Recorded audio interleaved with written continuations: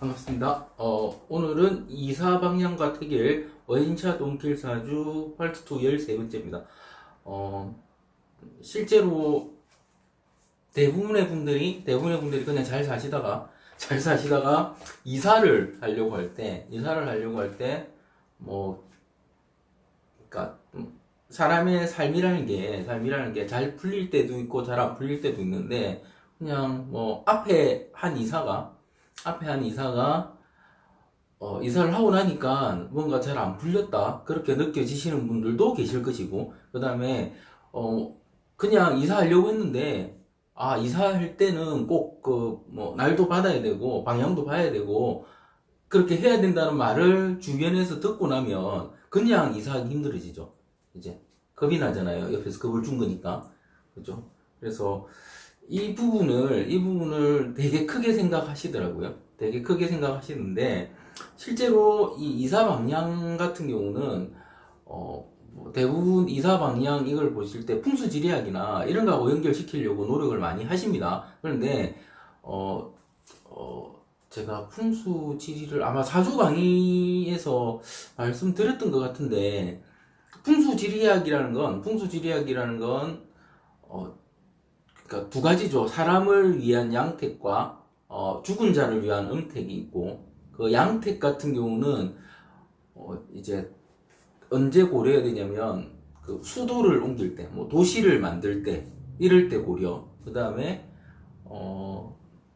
실제로 아주 큰 시설물이나 사람들이 아주 많이 사는 교육 시설이나 이럴 때도 고려하면 더 좋다고 합니다. 동남아에서는 그렇게 한다고 하거든요.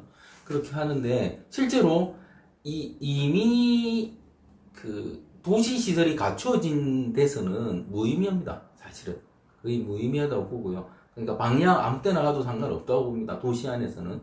예전에는, 그러니까 만약에 서울로 치면은 남대문이나 동대문 쪽에는 사람이 사는, 그죠? 그 다음에 부자들이나 아니면 하여튼 좋은 시설이 있고, 서대문 쪽, 서쪽이나 북쪽은 그냥 산이죠.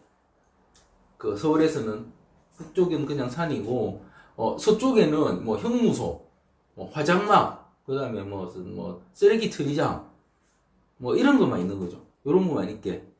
그러니까 그런 식으로 도시를 만들어 놨다면 그 안에서 나한테 맞는 지역으로 옮기면 되는 것이지, 내가 어디로 가서 뭐가 된다 그렇진 않습니다. 보통 그렇진 않아요. 그런데 현대에도 그걸 고려할 만한 데는 있어요. 있는데 거기가 어디다?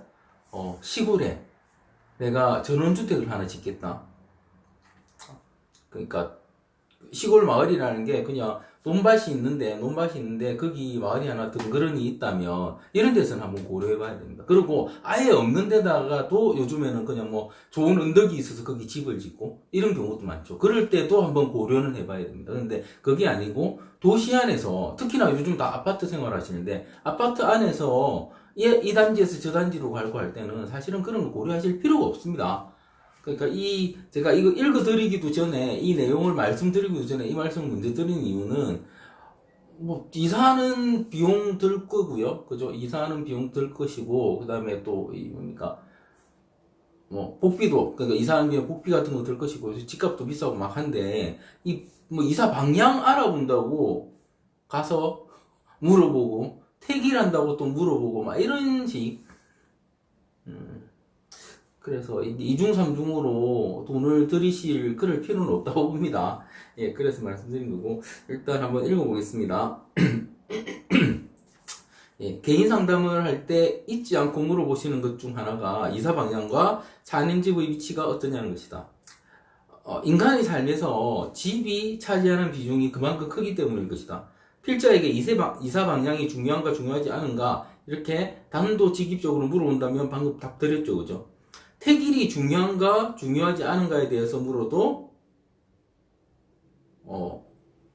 그러니까 이 내용 중에는 단도직입적으로 이사 방향이 중요합니다. 중요하고, 그 다음에 택일도 중요합니다. 이사하는 날짜도 중요합니다. 그런데 그 중요함의 시각은, 그러니까 기존의 사람들이 말하는 그런 것과는 조금 다릅니다.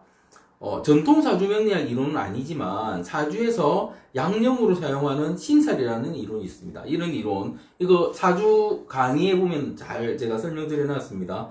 이 신살 중에서 12신살이라는 게 있는데 이 12신살이 방향에 관계된 내용입니다. 그래서 방향과 태길은 12신살이라는 이론을 차용하는 게 일반적인데 이 이론을 아주 간단하게 말하면 향, 수, 색, 즉 방향, 숫자, 색깔에 대한 정보를 제공해 줍니다. 이 12신살이라는 이론의 특이한 점은 태어난 해를 기준으로 한다는 점입니다. 이런 것을 이유로 필자는 띠로만 사주를 보는 당사주에서 확장된 이론이 아닐까 생각한다. 실제 12신살을 현대 사주명리학 하시는 분들이 중요하게 써먹어요. 중요하게 써먹는 이유가 왜 중요하게 써먹냐면 여기서 뭐가 나온다? 방향이 나오고요. 수가 나오고 색깔이 나오기 때문에. 그러니까 실제 저한테 와가지고 이사방향 집 어떤지도 물어보지만 저한테 좋은 숫자는 어떻게 됩니까? 색깔은 어떻게 됩니까? 이런 거 많이 물어보세요. 그런데 그렇게 답해주는 건 대부분의 분들은 이 12신사를 통해서 답을 해드립니다. 그런데 사실은 수는 그러니까 수를 가지고 사주를 보는 사람도 있고요. 그 다음에 상수 철학입니까? 상수 철학이라 해가지고 아예 수를 그러니까 주역에서 도출된 수를 가지고 아예 사주를 보는 그런 분들도 많습니다. 전통 사주명리학 아닙니다. 그거는 전통 사주명리학 아닌데 그렇게 하시는 분들 많아요. 그래서 사주를 보는데 수가 중요하다. 그분들은 전통 사주명리학 아닙니다. 상수 철학이라는 그러니까 수를 이용해서 사주를 보는 일종의 그러니까 사주를 좀 간단하게 보기 위해서 만든 일종의 방식이지 그러니까 전통적인 사주명리학에는 사실은 수를 쓰지 않습니다. 수를 안 쓰는 이유가 뭐겠습니까? 제 사주 강의를 들으신 분들은 사주명리학에서 수를 쓰지 않는 이유를 아셔야 돼요. 왜 안 쓰겠습니까?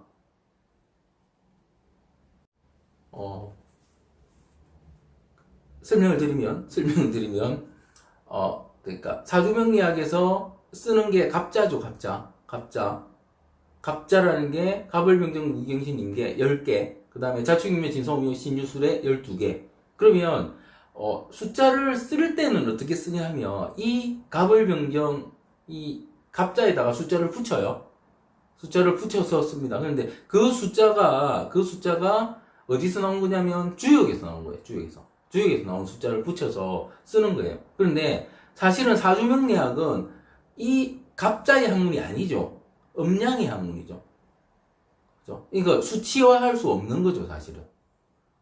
그죠? 이게 그러니까 순서나 이런 거 가지고 숫자를 달아놨지만 숫자를 다는 게 그런 그 주역에서 단 상수라는 건데 실제로 사주명리학은 뭐다? 이 숫자의 학문이 아니고 음량의 학문이기 때문에 숫자를 가감해서 그러면 음량의 크기를 정해야 되는데 그 정하는 게 대입해 보면 무의미해집니다.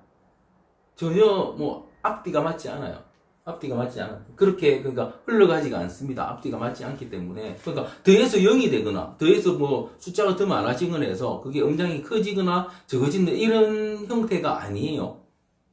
물론 이게 상수 쪽 하시는 분들은 제가 이런 말을 하면 네가 상수를 잘 모르니까 그렇게 하지 이렇게 말하겠지만 저는 모르죠 그걸. 왜냐하면은 전통적인 사주명리학이 아니기 때문에. 그리고 그 숫자를 상수를 넣지 않아도 어떻다? 사주를 보는 데는 전혀 문제가 없다는 거죠. 원래 전통 사주명리학은 그걸 써먹지 않았기 때문에 그렇습니다. 그래서 사실은 수로 사주를 보는 것도 물론 옛날에도 보던 데가 있어서 지금까지 내려왔겠죠. 그리고 그걸 어떤 분들은 발전시켰을 거예요. 그걸로 사주 보는 방식을 발전시켰겠지만 전통적인 사주명리학에서는 그런 상수를 이용해가지고 사주를 보지는 않습니다. 그거는 그러니까 명리학의 영역이 아니다. 명리학은 아니다 이렇게 말씀드립니다. 이게 그런데 그 수가 실제로 써먹는 건 어디서 나온다? 12신사를 쓰는 거예요. 12신사를. 그렇습니다. 그래서 필자는 저는 당사주도 사주명리학 이론은 아닙니다. 전혀 아니죠. 사주명리학 이론을 취급하지 않지만 12신살이라는 이론은 꼭 짚어봐야 한다는 생각을 가지고 있다. 12신살을 왜 짚어봐야 되냐면 12신살이라는 거는 이미 이렇게 당사주가 유행하던 시절, 그러니까 당사주가 유행한 이유도 12신살이 먼저 이게 있었기 때문에 당사주가 유행했을 거고요. 당연히. 그리고 12신사를 통해서 우리가 흔히 말하는 띠나 이런 부분을 통해서 지금 사실은 풍수 지리학적으로 조선시대 그 이전 풍수 지리학적으로 이걸 써놨어요. 그래서 그런 거를 이해하려면 12신사를 알아야 된다. 이렇게 말씀드리는 거고요. 그 다음에 이 12신사를 이용해가지고, 뭔가를, 실제로 개업하시거나 이런 분들은 12신사를 이용하면 뭔가 자기가 그러니까 자기가 심도 깊게 공부하지 못한 부분에 대한 답을 해줄 수 있어요. 맞든 맞지 않든. 그런데 중요한 거는 이 12신살로 사람들이 많이, 뭔가 답을 내고 있기 때문에, 그 사람들이 원하는 답은 줄 수 있을까라는 거죠. 그게 맞든 맞지 않든 중요한 거죠. 맞든 맞지 않든 답은 줄 수 있는 그런 부분이 있습니다. 그래서 사주강의에서 12신사를 이용한 각종 여기 있는 방향, 숫자, 색깔 플러스 알파, 그러니까 이 방향도 그냥 방향이 아니죠. 모든 아주 두침 방향부터 해서 투자 방향, 무슨 병원 방향, 법원 방향, 이런 방향까지 싹 다 제가 다 제공해 드렸습니다. 책에. 그런 부분이 제가 12신사를 그래도 봐야 한다는 부분이고, 또 12신사에서 뭐가 나온다? 우리가 사회적으로 아주 중요하게 다루는 삼재라는 것도 12신사에서 나오죠. 그죠? 그래서 요런 부분도 아주 중요하기 때문에, 그러니까 사람들이 중요하게 여기는 것도 중요하다는 거죠. 이게 사주명리학 이론이든 아니든, 그 사람들은 그걸 사주명리학 이론이라고 생각하고 행하고 있기 때문에 그걸 우리가 알아야 되는 거예요. 그러니까 사주명리학을 공부하는 사람이 알아야지 최소 그거는 사주명리학 아니야 라는 말이라도 해줄 수 있다는 겁니다. 그리고 써먹을 수 있다면 더 잘 활용할 수 있는 부분도 있다는 거죠. 그래서 이미 12신살은 한국인의 생활에 너무 밀접하게 들어와 있기 때문에 사주 공부랍시고 하는 사람들은 사주명리학 이론은 무언가 거창하고 어려워 보이면서 말하면 공부 안 한 사람들이 알아듣기 힘들고 기죽여야 한다는 편견을 가지고 있다. 그런 편견을 가진 명리학 수련생들은 이 12신사를 그냥 미신으로 취급하는 경우도 많다. 실제로 전통 사주명리학을 하신다는 분들은 12신사를 취급조차 안 하세요. 실제로. 저도 거의 취급을 안 하지만 저는 그래도 사회적으로 많이 통용되는 거는 우리도 알아야 된다는 입장이지만 정말 전통 사주명리학 하시는 분들 보면은 아예 취급도 안 하십니다. 그분들도 그런데 그런 분들이 몇 분 안 되세요. 실제로 몇 분 안 됩니다. 하지만 그건 한마디로 무식하고 무지한 생각이다. 이게 몇 분 안 되는 그분들이 되게 연세가 많은 분들인데 제가 그 사람들한테 그렇게 취급하는 건 무식한 짓이야 이렇게 제가 말을 하죠. 자신들이 가진 책이 안 나와 있다고 그게 이론이 아니라고 생각하는 게 얼마나 아이러니한 일인가. 그것은 자신들이 공부하는 책이란 우물에 갇혀 자기 눈에 보이는 하늘이 전부라고 말하는 것과 같다. 제가 많이 쓰는 그 우물안 개구리, 그죠? 그러니까 우물안 개구리는 많죠. 저도 어떤 부분에 있어서는 우물안 개구리가 될 수 있다고 보고요. 그걸 빨리 자각해야 되는데 자각하지 못하는 분들이 많다는 겁니다.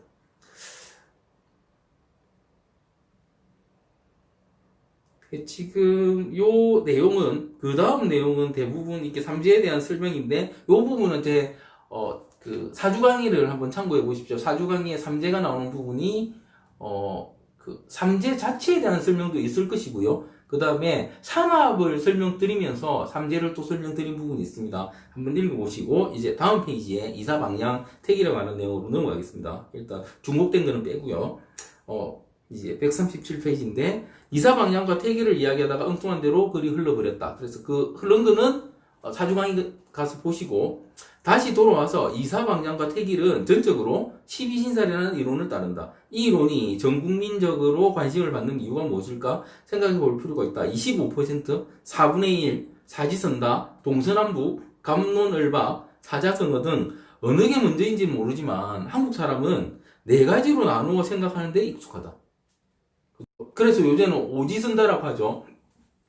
바뀌었다고 합니다. 아직 오지선다로 바뀐지 모르는 분들도 아마 계실 거라고 보는데 오지선다 바뀐 지도 꽤 됐다고 들었어요. 예전에는 사지선다였죠. 사지선다. 한마디로 이렇게 4개 중에 하나 고르는 게 쉽다는 거죠. 그 말은 재미있을 수도 있다는 말이다.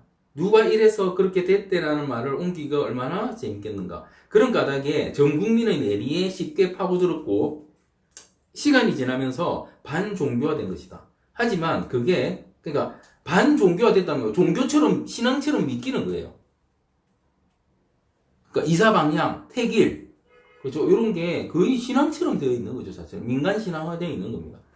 하지만 그게 맞는가를 생각하면 글쎄다. 아니라는 거죠. 사조명리학의 주를 이루는 22간지에도 오행에 따른 방향이 존재한다. 하지만 그것을 이용한 직접적인 적용은 고수에서도 그렇고 현재도 그렇고 제대로 연구된 바가 없다.